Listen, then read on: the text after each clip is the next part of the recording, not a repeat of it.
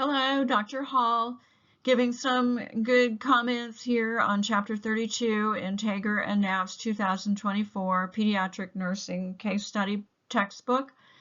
We're going to look at endocrine function. When you're done with this presentation, I would highly recommend that you go back out to our textbook and read everything about childhood diabetes and Cushing's syndrome, in particular, but especially childhood diabetes. Here we go. First off, a picture of the endocrine system and what organs can be involved. Pediatric versus adult endocrine system. Our endocrine glands, as we grow, excrete hormones, all of them do throughout the body. The pediatric endocrine system allows the gonads to develop over time. Gonads differentiate into testes or ovaries by week 10 of gestation. Endocrine system plays an integral role in growth and development, and sex hormone levels increase during puberty.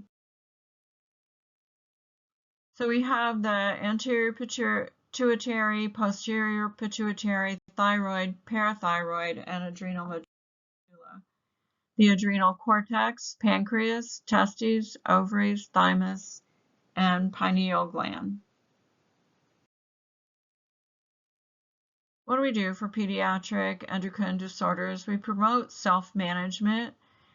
We pay attention to growth and development and provide emotional and psychosocial. Is the following statement true or false? Caregivers should manage all aspects of disease management until the adolescent age. You think that's false. Children should be encouraged to take an active role in their own management. So one of the problems is hypopituitarism, which is growth hormone deficiency. Children end up being smaller than other children of the same age and gender. It can cause genetic defects, brain trauma, cystic tumors. Normal height and weight at birth are one way to track this. If you've ever been around a baby with doctor's visit, they're always doing a circumference and weighing the baby and then pulling out the growth chart to see what percent growth the child is on. Suppression of luteinizing hormone may also be required. And how do we do that? We assist with continued bone growth and suppression assists with continued bone growth and prevents premature epiphyseal closure. So if we have too much growth hormone, hyperpituitarism, most common cause is pituitary adenoma. Adenoma is a cancer. Treatment for that is to remove the adenoma, and it may create a transient diabetes insipidus or recurrent adenoma. Precocious and delayed puberty just occurs, it's something that happens in childhood. Puberty before age 9 in boys and age 8 in girls should occur. Often related to central nervous system abnormality. We talked about that earlier in our course. We treat the cause. If it's a tumor, we're going to take it out. If it's a growth hormone deficiency or overage, we're treating that. Delayed puberty. Puberty does not occur by age 12 in girls or age 14. Can be primary or secondary. And so for girls, we're talking about having menses. What is diabetes insipidus? Adults get this too. Kidneys cannot concentrate urine because of decreased sensitivity to or lack of the hormone vasopressin. It can be nephrogenic or central, neurogenic. What's it look like? Polyuria, dehydration, polydipsia, nocturia, anuria, so having anuresis, having no urine. Increased serum sodium and serum osmolality and low specific gravity of the urine. What do we do? Intranasal or oral desmopressin acetate.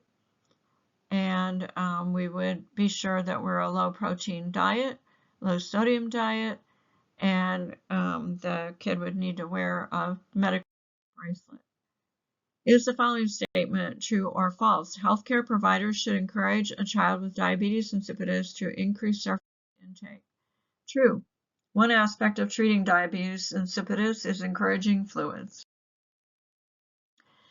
SIADH, different from DI, is excessive secretion of antidiuretic hormone resulting from central nervous system changes.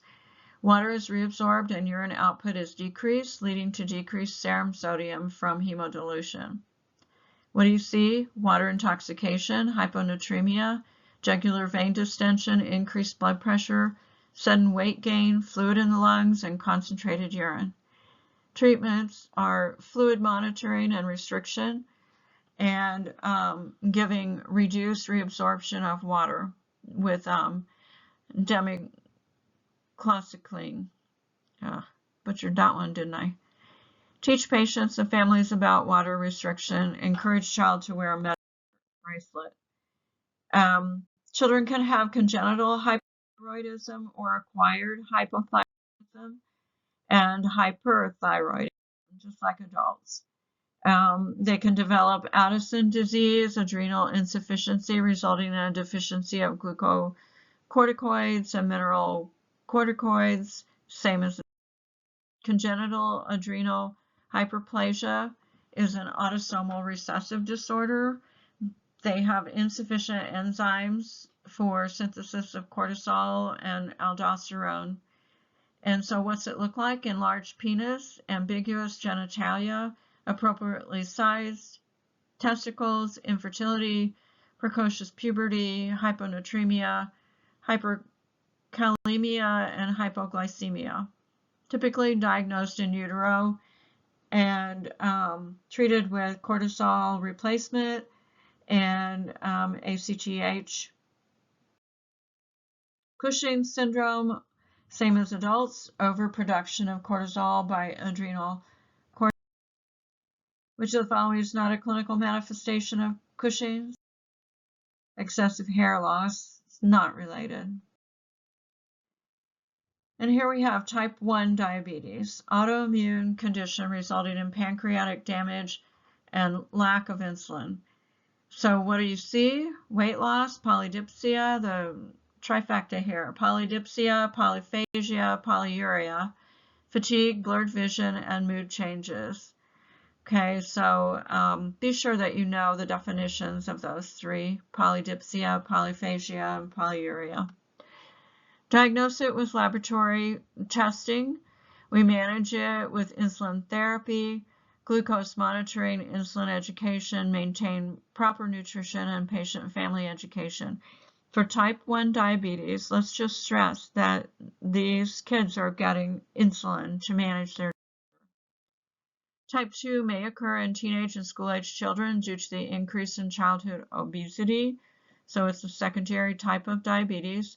The pancreas produces insulin, but is unable to be used by the body. The body resists it. What's it look like?